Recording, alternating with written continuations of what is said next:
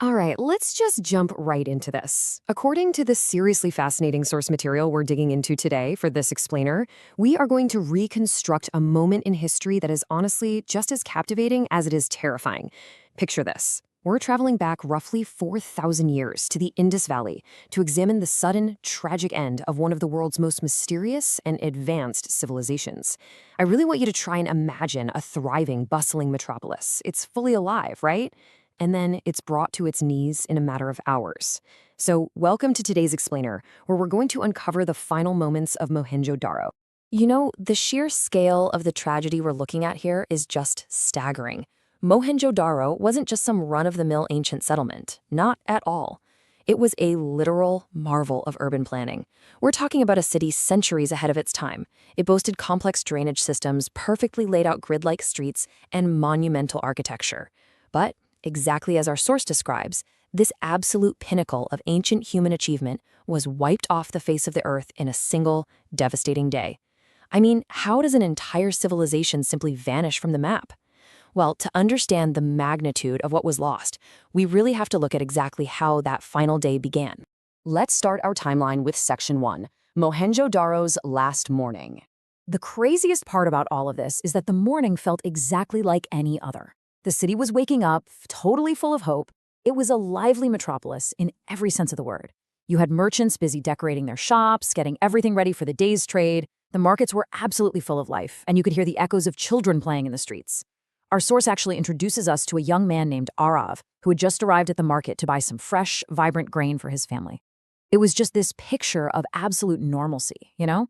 A city at the very peak of its vitality, completely unaware of the shadow that was looming right over it. But as you might guess, that perfect morning didn't last. We moved to Section 2, Nature's Terrifying Warning. The source notes that the women going about their daily routines were actually the very first to notice something was off. A strange, unnatural coldness in the wind. And then, almost in an instant, the bright blue sky was just swallowed up by these thick black clouds. But here is the detail that really gives me chills. The animals sensed the unseen danger first. Birds started fleeing the city in these massive, panicked flocks, and the domesticated animals just grew incredibly restless. And then, the first physical sign hit. Arav felt a faint initial tremor right beneath his feet. He actually questioned it out loud, but tragically, the people around him just completely dismissed his concern. They told him not to be a coward. They really believed it was absolutely nothing. Now, right in the middle of this growing unease, there was one voice that tried to cut through the denial. An old priest looked up at that darkened sky, the color completely draining from his face, and he uttered this chilling warning. Nature is warning us. But the citizens? They were so brimming with confidence in their advanced engineering and their massive, strong walls that they completely ignored him. They basically wrote off his foresight as just mere superstition, proudly claiming their city was way too strong to ever be destroyed. It's a classic case of incredible hubris, really. They were totally blind to what was coming next. Which brings us right to the breaking point. Section 3, Devastating Earthquake and Flood. So those eerie warnings, they vanished, instantly replaced by outright catastrophic terror. The earth literally awakened with a second massive tremor. And this time, there was no denying it. Our source details how the completely tranquil, still waters of the city's iconic Great Bath just started violently churning. Deafening lightning tore right through the dark sky, acting almost like the first roar of the destruction that was about to hit. Buildings that had stood strong for generations began shaking violently. People were screaming, running out of their homes in absolute chaos. And all the while, the unusual, restless flow of the nearby Indus River provided this terrifying backdrop to a city that was now just totally engulfed in panic. Right in the middle of this massive architectural destruction and just sheer chaos, our young man Arav is frantically searching through these screaming crowds for his younger sister. When he finally spots her, and she is absolutely paralyzed by fear, he grabs her hand as tightly as he can and tells her, "Don't let go of my hand." He was determined to protect her no matter what. You see, this isn't just a story of a city falling. It's a deeply human story of desperate survival. It's about people trying to hold on to their loved ones while their entire world literally collapses around them. In a matter of mere minutes, this bustling, mathematically perfect society was replaced by a panicked, crumbling ruin. And then, suddenly, the violent tremors temporarily stopped. For a brief second, there might have actually been a gasp of relief. But that silence, it was immediately shattered by a new, absolutely deafening roar coming from the horizon, straight from the direction of the Indus River. The people looked out, and their breath must have just caught in their throats. Because what they saw was truly unimaginable. A massive wall of water, this colossal, fast-moving, tsunami-like wave, was rapidly advancing right toward the city. The earthquake had triggered a catastrophic displacement of the river, and now the staggering volume of water was charging directly at Mohenjo-daro. The city instantly dissolved into total pandemonium as the citizens realized that the shaking ground was really just the preamble. The real killer was the water. And the water hit with unprecedented fury. The source recounts how Arav desperately tried to save his sister.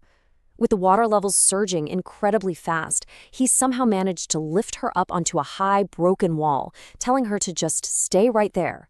But nature's onslaught was completely relentless. Before he could even secure himself, a successive, violently powerful wave crashed into the ruins. It swept Arav away, separating the siblings forever. In a few minutes, everything was gone. Those vibrant, echoing streets we talked about, completely silenced, swallowed whole by a devastating flood. The aftermath was just a grim, silent reality. Let's move on to Section 4, Civilizations Buried in Sand. Over this massive passage of time, the legacy of this incredible tragedy shifted. 4,000 years ago, an absolute pinnacle of human achievement met instant destruction by nature, leaving behind nothing but submerged, silent ruins. Then, decades turned into centuries, and those centuries turned into millennia. The relentless winds and shifting landscapes gradually swallowed the tragedy, hiding the whole thing under deep protective layers of sand and soil. Mohenjo-daro surrendered entirely to the lap of nature. It was basically erased from human memory. It wasn't until the modern era that humans finally returned to this land, started digging into the earth, and stunningly rediscovered the urban grid and that iconic Great Bath. And man, what an incredible rediscovery it was. Every single layer of dirt that modern archaeologists removed revealed a brand new chapter of history. They marveled at the incredibly advanced urban planning. The baked brick houses, the sophisticated drainage networks that honestly rivaled some modern cities. And beautifully enough, the iconic Great Bath was unearthed, welcoming the world once again. Through these ruins, the echoes of that vibrant, lively metropolis that Arav walked through on that fateful morning were finally, after thousands of years, brought back into the light. But even as we marvel at these ruins today, we're left with some pretty haunting thoughts. Let's look at our final section, Unsolved Historical Mystery. Because every new discovery tells just a piece of the story of this great civilization. Yet, as our source highlights, one really profound question still echoes through the pages of history. And I want you to ask yourself, was the end of Mohenjo-daro merely a devastating natural disaster? Just a tragic alignment of a massive earthquake and a flood? Or is there a deeper mystery here? A hidden truth behind the sudden erasure of such an incredibly advanced people that we still just don't comprehend? Perhaps the ultimate answer to what truly happened to Arav and his world is still out there, waiting, quietly buried beneath the ancient dirt. Thanks so much for joining me on this explainer today. Keep asking questions and definitely keep exploring the past.